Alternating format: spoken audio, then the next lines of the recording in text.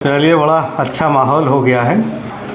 मैं अब इस वक्त गुज़ार हूँ इस पूरे प्रोग्राम के डायरेक्टर कहिए, मेज़बान कहिए, कुछ आपने किया वो डॉक्टर एम.आर. कासमी साहब से, और उन्हीं के चार मिसरे आप समाअत फरमाएं कि ये जहाँ तुम्हारे लिए है,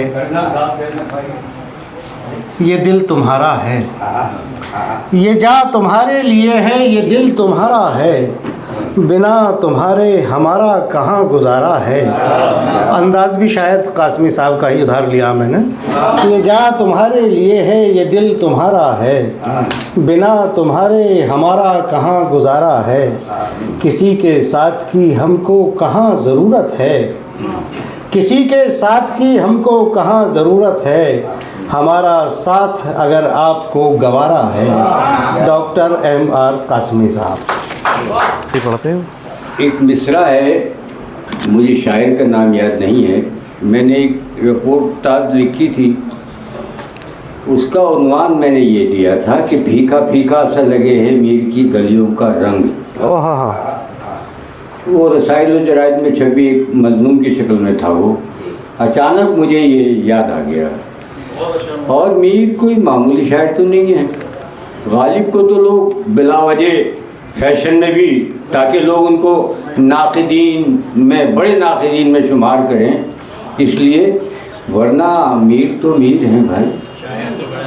हाँ, मीर का एक शेर मैं सुनाता हूँ तफन्नुन तबा के लिए। अमीर ज़ादों से दिल्ली के मत मिला कर मीर, अमीर ज़ादों से दिल्ली के मत मिला कर मीर, कि हम गरीब हुए हैं इन्हीं की दौलत से। अब देखिए 100-200 साल पहले, जब तो लेनिन मार्क्स कुछ भी नहीं थे, हैं? अमीर ज़ादों से दिल्ली के मत मिला कर मीर, कि हम गरीब हुए हैं इन्हीं की दौलत से। तो बहरहाल मीर कबीर फ़कीर इसी मकतब के हैं। दिल के मकतब में अपना नाम, दिल के मकतब में अपना नाम लिखा। कई लोगों ने मुझसे पूछा कि ये किसका शेर है, वाकई बशीर बद्र का है? तो मैंने उनको वो जिसमें वो पढ़े हैं ना अमरीका के मुशायरे में, मैंने उनको वो वीडियो भेज दी, फिर मैंने उनको उनकी किताब से ये शेर लिया और फिर भेजा। तो बहरहाल एक बशीर बद्र तो एक ऐसा धचका सा लगा है पूरा शेरी मंजरनामे पर। मैं बिल्कुल ये बात कह सकता हूँ, और जो मेरा तजुर्बा है, कि बड़े बड़े हिमालयन शख्सियात जो थी वो ढेर हुई पड़ी हैं इस वक्त। मुमलकतें गज़ल की जो है, उनका कोई नाम लेने वाला नहीं है। जब तक वो 15 साल तक कौमा की हालत में तो नहीं थे, लेकिन बहरहाल एक साहिब फ़राश थे। लेकिन जैसे ही उनका इंतकाल हुआ, कितने चाहने वाले, कितने बड़े बड़े कदरदान, कैसी कैसी उनकी शायरी, और लोग हैरान हैं। हकीकत में एक ऐसा शायर है कि जिसने इस सदी की गज़ल पे गज़ल के हर रंग को टच किया है। क्या बात है। मैंने तो उनका वो ज़माना भी देखा है जो अलीगढ़ में था, और ये भी देखा जो मेरठ में। अलवी साहब को भी उनकी सोहबतें मिली, और जब बशीर बद्र साहब हकीकत में, तो खैर उनको भी खिराज अक़ीदत है। मैं एक बात ये करना चाहता था, ख़ास तौर पर बड़े संजीदा मिजाज लोग हैं, हमें बड़ा एतराज़ है असल में। एतराज़ ये है कि हमारे जो मुशायरे पहले एक तरबियत गाह होते थे, अब वो बात नहीं रही। अब तो ऐसा लगता है कि ये हीरा मंडी के मुशायरे हो गए।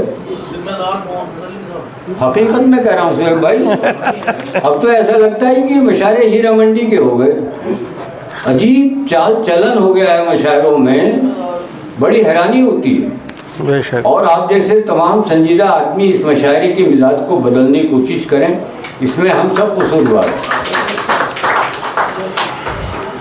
मतलब देखिए कि उतरना अब हवा से चाहता हूँ, आपने हवाओं में मील के पत्थर तलाश किए थे, तो ये देखिए आपके उतरना अब हवा से चाहता हूँ, मैं जीना इब्तदा से चाहता हूँ।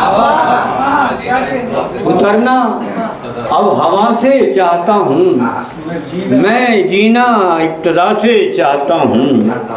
और ये तेरी सांसों से जो आती है छनकर, वाह, तेरी सांसों से जो आती है छनकर, वही खुशबू सबा से चाहता हूँ। तेरी सांसों से जो आती है छनकर, वही खुशबू सबा से चाहता हूँ। और न शोला हूँ न हूँ आतिश फशा में, न शोला हूँ न हूँ आतिश फशा में, उलझना क्यों। न शोला हूँ न हूँ आतिश फशा में, उलझना क्यों हवा से चाहता हूँ। उलझना क्यों हवा से चाहता हूँ। और ये शेर देखिए, ये शेर बतौर ख़ास हासिल गज़ल है। ये शेर मिटा दे तीर की क़ल्बो नज़र की,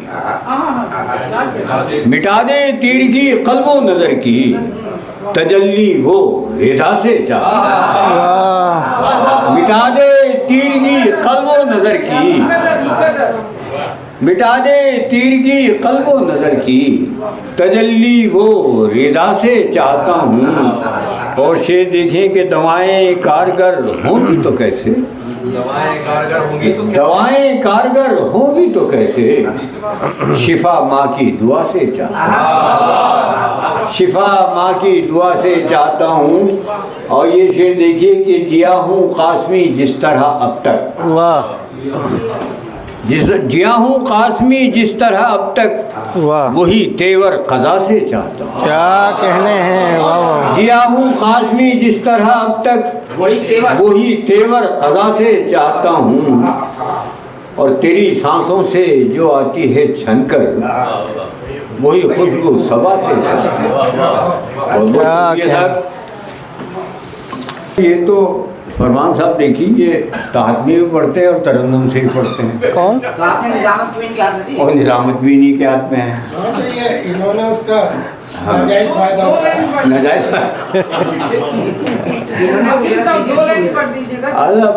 मैं तो ये सोच रहा था, एक बतला और एक शेर सुना। एक मतलब एक शेर। जी जी जी, तरन्नुम से पढ़ जी दीजिए। एक मतलब और एक शेर सुना। हाँ हाँ, अब तक तो मैं पूरी गज़ल सुना देता। एक शेर सुनाइए, सुनिए आप शुरू करें। जी। अरे नहीं साहब, वो तो नहीं, वो बहुत अच्छी है, सुनाइए। वो नहीं, वो तो बहुत दिनों से नहीं है। एक और इससे भी ज़्यादा नहीं। देखें कि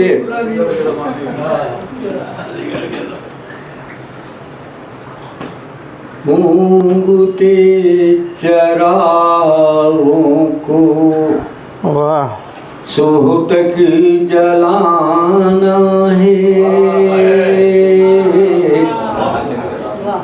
देखिए वो जो कोने में बैठी है ना दूसरी लाइन में, वो हमारे एक दोस्त डॉक्टर उजैर की अहलिया हैं।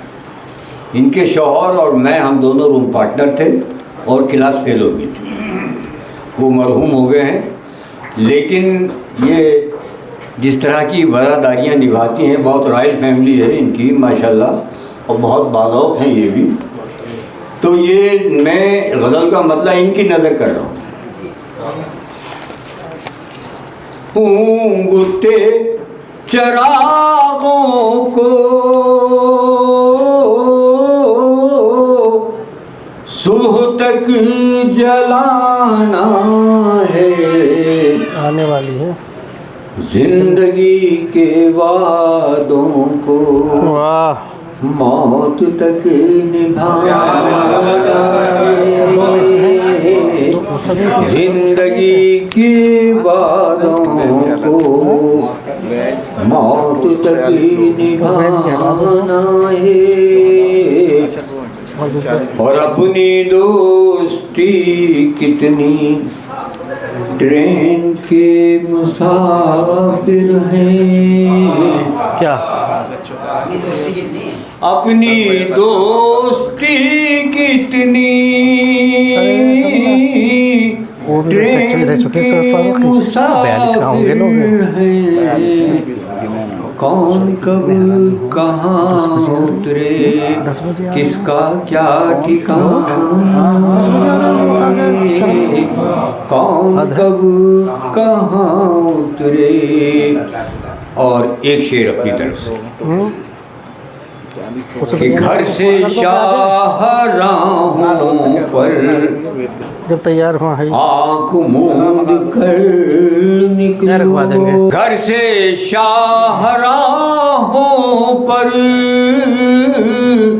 आँख भेज दो। मूंद कर निकलो, और जब नीचे आ जाओ तो फ़ोन कर देना। को अपने ख्वाबों की भाई जो मेन थाना जामिया नगर वाला नहीं,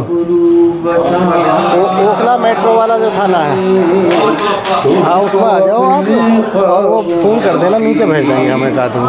हाँ गुरु, बहुत बहुत शुक्रिया, बहुत बहुत शुक्रिया। आप सबका भी बहुत बहुत शुक्रिया। बहुत शुक्रिया कासिमी साहब। असल में होता यही है कि जब वक्त ज़्यादा हो जाता है तो हमारे जो मेहमान ख़ुसूसी और सदर होते हैं उनको बड़ी क़ुरबानी देनी पड़ती है।